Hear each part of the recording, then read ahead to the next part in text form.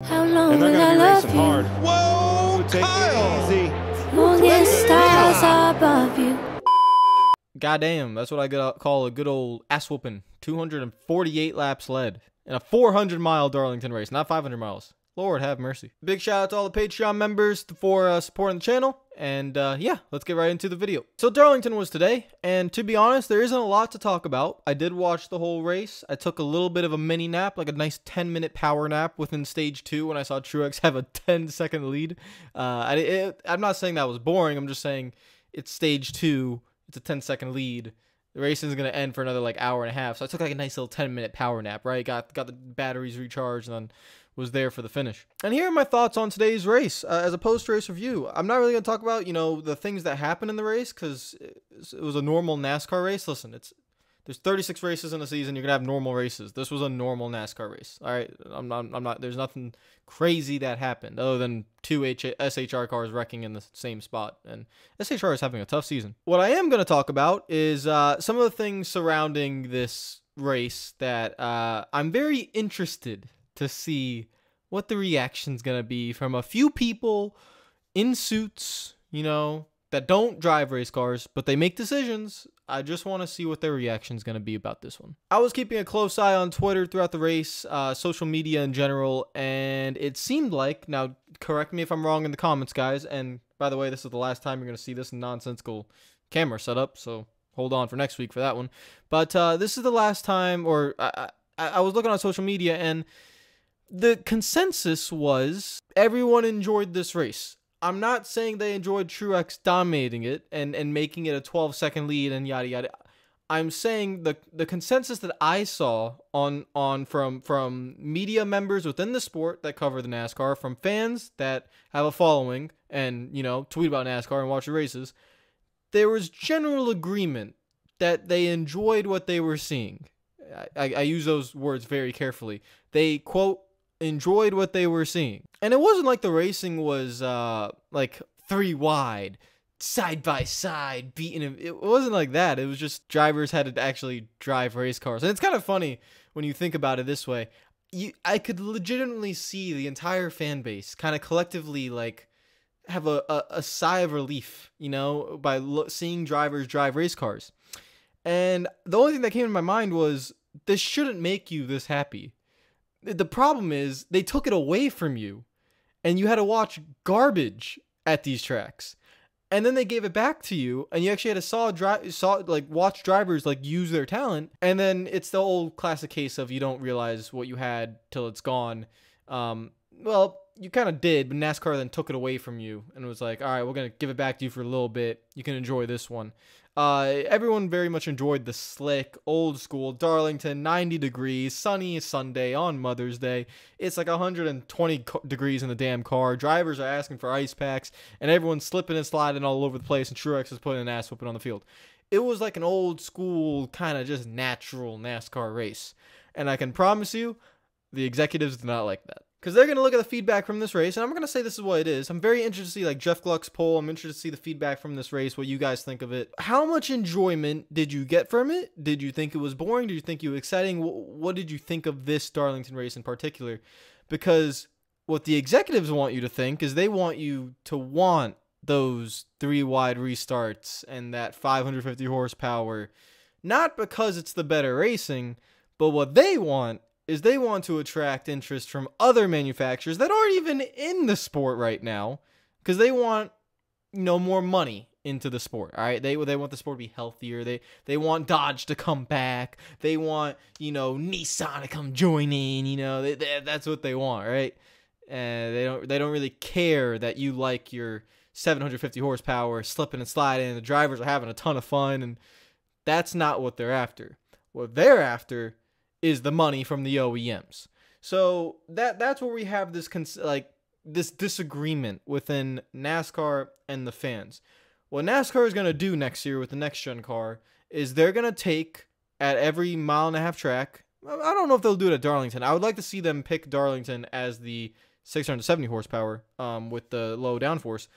But they're going to go for that 550 horsepower. And the reason they're going to go for that is not because of the racing. I think they I don't think they're stupid enough to think that racing's better. I don't think there's any way that that's what they actually think. I just don't. What I think is they just want that money and those OEMs so badly that they're willing to sacrifice fan approval or fan happiness and run out with the 550 high downforce, low horsepower, drivers disappointed. I think they're willing to run with that if it means more OEMs coming to the sport. That's just my opinion. I want to see how that. This was the perfect race to see like what kind of read we're gonna get on what NASCAR really wants from mile-and-a-half tracks. Now, I will say I do agree with certain tracks should have certain packages. I don't think every track should have the same package. I don't think that's the case. But we'll see, because I think it's very. I don't want to see Steve O'Donnell come out here during I don't know, let's just name it like a Charlotte race, right? A track that's like nearly full throttle. And he's like, oh, we thought that was a great race. And, and like Gluck's fan approval is like 40%, right? And O'Donnell's going to be like, yeah, it was a great race, man. And you could just just absolutely see the amount of BS running through his mouth. Because that they're just, they want those OEMs. They don't want the horsepower going too high because it doesn't attract the OEMs. The V8 engine will be no more after 2023 because they're going to bring in the hybrid engines and they want the more OEMs. But it's just I'm very intrigued. That's what this race gave me. I know I'm not really talking about the race a lot in this video. I'm talking about like more overall things, but this race really, it opened my eyes to see Kyle Larson running down Truex and watching him literally slide every single lap. If they were able to have an onboard camera of Kyle Larson every lap, he was slipping and sliding through every corner, hanging it out sideways, trying to run down Truex, and Truex was hanging out sideways, trying to hold him off. And that's what you like to see in racing. Sometimes it's not just about passing. I don't think these guys in suits understand that. It's not all about passing. It's not all about restarts. It's not all about wrecks. There are a lot of fans that watch NASCAR for this race specifically. Like 90 degrees, hot and slick, and two drivers battling for a win that they might not even be side by side. They never got side by side. Larson got close, but the enjoyment, and you could let me take an example from F1. The enjoyment was watching two drivers, let's say Truex and Larson, this one, Hamilton and Max Verstappen in F1, and watching them battle. Like F1 knows they have a dirty air problem. They're fixing that in 2022. NASCAR, you have exactly what you want. You had two drivers going for the win, sideways, just driving the wheels off that car. I guarantee the fans of the track were really excited to see that. And it might not have been the most exciting and spectacular race, but not every race is exciting and spectacular. But if you roll that package out enough at those types of tracks, you will get 2018 Chicagoland with Larson and Kyle Busch. You'll get those exciting finishes. Well, I don't know. I'm very interested to see how that all goes. And quickly, we're going to transfer right over to F1 and broadcast coverage, because I also need to talk about this. So the other main thing I got from this race was Fox. And my God, I am telling you right now, by 2024, I don't want to see you people put in a bid.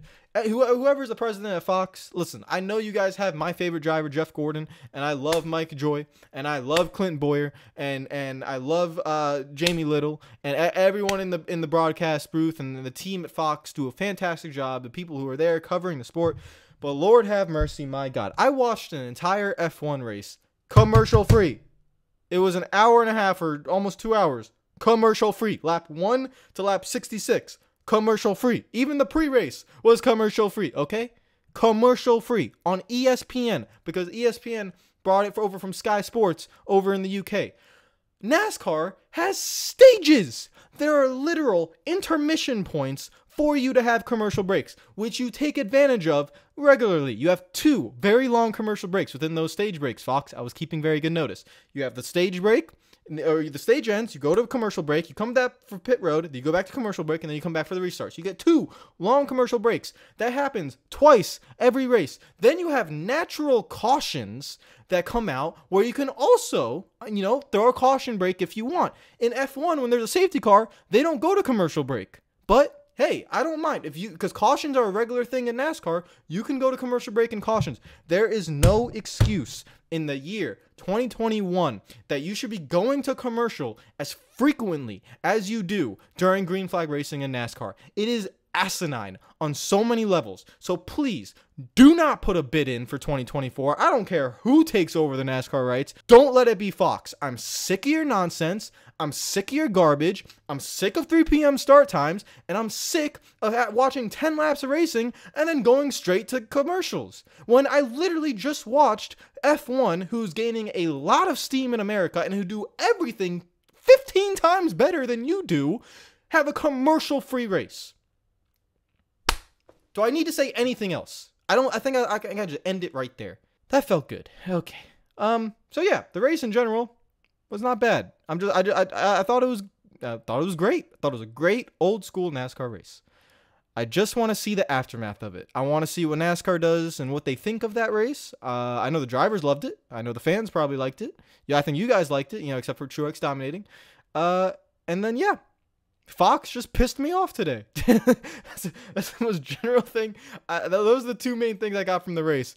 I mean, I'll put the race results up on the screen. I'm not even looking at them right now because all that matters to me is Martin Truex Jr. won stage 1, Martin Truex Jr. won stage 2, and Martin Truex Jr. won the race. All right. He has, what, is that 7 playoff points? Congratulations, Martin Truex Jr. Everyone else, will see you for the playoffs because it does not matter where you finish. No offense. If you can't get into the playoff field when there's 16 drivers in the playoff field, you ain't win the championship anyways. So whoever makes the final 16, congratulations. I swear to God, I might have the results posted. I'm not looking at the results. All I'm going to say is Chase Elliott and that 9 team, you guys are starting to annoy me. You are consistently running 10th. It's not good enough. And yeah, get your crap together. All right.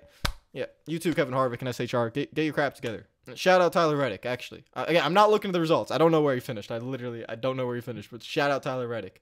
Did a great job today. And I think shout out Daniel Suarez as well. You did a great job today as well. So this video, I don't know how I make a post-race review and I barely talk about the race. I just talk about things around the race instead of actually talking about the race. But God damn it, this is my channel. I'm going to talk about what I want to talk about. I'm sorry, please don't kill me. All right, guys, subscribe if you're new. Comment down below. Hit the like button if you enjoyed the video. Let me know what you think of everything. I will see you guys tomorrow. Take care of yourselves. Enjoy the rest of your day. If you want to help support the channel, Patreon's there in the link. If you want to help support the channel by subscribing, do that. Follow me on Twitter, Instagram, and Twitch if you are not already. Take care of yourselves. Enjoy the rest of your... When is this going up? This is going up on Monday. Enjoy the rest of your Monday. Take care of yourselves. Peace out.